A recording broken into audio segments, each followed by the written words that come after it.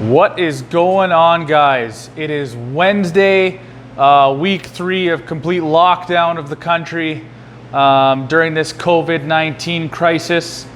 I hope all of my viewers are healthy, their family, friends are healthy, and hopefully we can all get on with our lives soon. I am itching to get this car out, that car tuned, and get them both out on the street and have some fun. I'm really looking forward for road trips in this thing. This video is mainly for the STI. I had a couple people asking me the progress on it, where it is, did it pass inspection, yada, yada, yada. So you could see that I put reflectors on the headlights because that's actually a standard here. In order to pass inspection, the vehicle must have reflectors. Don't quote me on this, I was told this by the mechanic. It has to have reflectors on the front and the back if the either or lights don't wrap around the body. And on the front, usually the USDM ones do have a reflector right in here, but the JDMs do not. But the tail lights still do wrap around the car, so you don't need one because it has the reflector, material in it. So anyway, the STI failed. It failed. First go around, it failed. I'm a stickler when it comes to shops. I find that most shops take advantage of people. This is just clearly based off of me and my wife's experiences. We've got probably 10 out-of-province inspections in the last, year and a half, we'll say, 2 years. And it's just been a crapshoot. So, very picky. I found an awesome shop, awesome group of guys. City South Edmonton or South City? I think it's City South Edmonton Automotive. Great group of guys. They specialize in Subarus. They are car enthusiasts. The owner had an STI, GTR, yada, yada, yada. So great group of guys. The reason it failed, lower ball joint on the passenger side and rear sway bar bushings. The fronts are really squeaky. I actually got my top hats in today because you can see these top hats here are cracked. I tried to fill them with some silicone lubricant just to see if it would affect the squeaking, and it didn't. So I said the hell with it. Yesterday I purchased some coilovers for it. I purchased, I'll wait till the unboxing day. I'll get the box here and I'll unbox it all for you. That's what I'll do. So I've been driving this thing a lot the past couple days whenever we need to go out, grab groceries, grab whatever. Been taking the STI. I am gonna buy a drone this summer so I can get awesome footage of the road trips that we plan on going on, following it with the car. I wanna get one that has a button. I know you can get them, I know they exist, that follows the remote home. So I'm gonna try to get that. STI is in tip-top shape. The shop said that it was in phenomenal condition. The only problem with it is that it is sweating or leaking oil out of the valve covers, but he also said it looks like it's coming down the back side of the engine. And I kind of said, well, what would that be? And he's like, the PCV hoses are known to crack or get pinholes, and the oil vapor would kind of condense on the back. So I looked all back there, and sure enough, there's oil. Let's see if you guys can see it.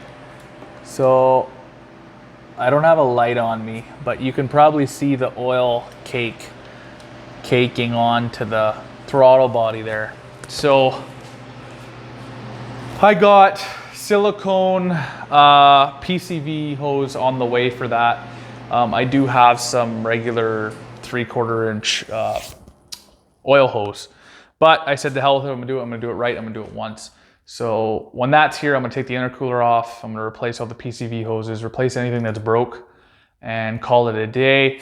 There is a lot of parts coming in for this thing, so stay tuned for that. I got a Defi boost gauge coming. I got coilovers. What else do I have on the way? Boost gauge, coilovers. I got the silicone hoses on the way. A couple of OEM pieces like the alternator boot is ripped, so I got that on the way. I got the silicone intake piece coming for that. That's pretty much it for now, and then after that I'm going to concentrate on exhaust. I'm going to see what kind of boost I'm running, and I'm also going to get Ali, who's tuning the Supra, to do a quick tune on this, because you can, and they're like a EEPROM ECU in the DSM language. You just use a Tactrix cable, plug it into the ECU, and you can tune it from there. So that's good. Whereas a USDM, you need a cob or you need an aftermarket ECU. So that's good. So I just wanted you all to be updated on the STI. Right after this video, I'm going to attempt to rip those reflectors off because I hate the look. I didn't think I would care so much, but I hate the look. And a trick is not to go out and buy big, bulky reflectors. You just buy the 3M tape off Amazon. The whole roll was $10. Not that I'll probably ever use that again, but you can buy a whole roll of actual 3M reflector tape for 10 bucks.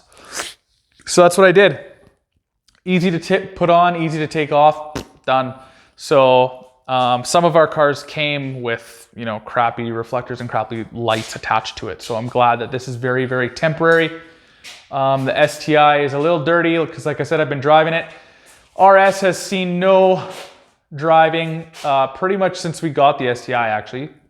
Yeah, since we got the STI.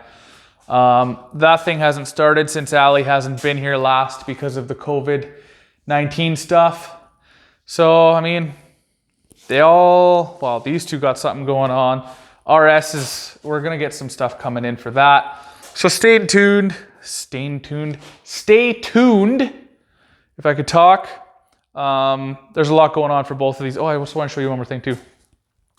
So I don't know if I mentioned this in the video, but someone sold me this for the Supra and it didn't fit the Supra. So I'm like, what the hell? I'll see if I could find the box. It's a TN product, so I must have threw it out. Oh no, hold on. So someone sold me that for the Supra, and I was like, this doesn't look like it's gonna fit the Supra. So this may just be coincidence, but I'm like, hey, I might as well try it, right? So here's the box. Here's the box, and the picture on the box is an STI, GDB STI.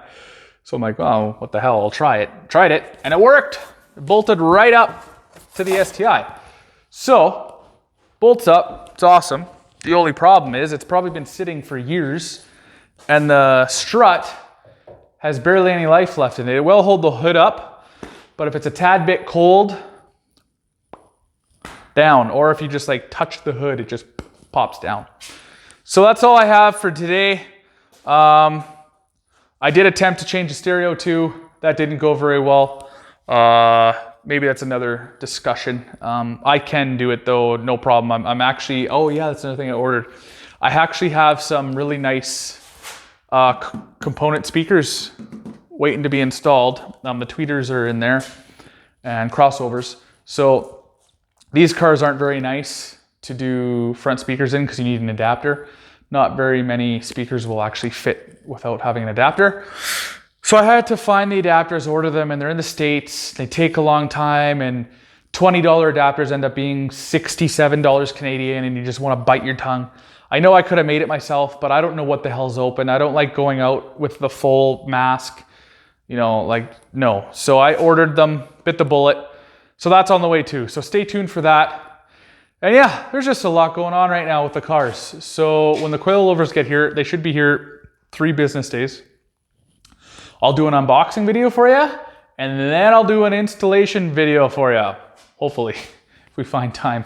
But that's all I got today, guys. I hope you enjoyed the video. Hopefully the next couple of videos will be outside. As always, hope you enjoyed the video.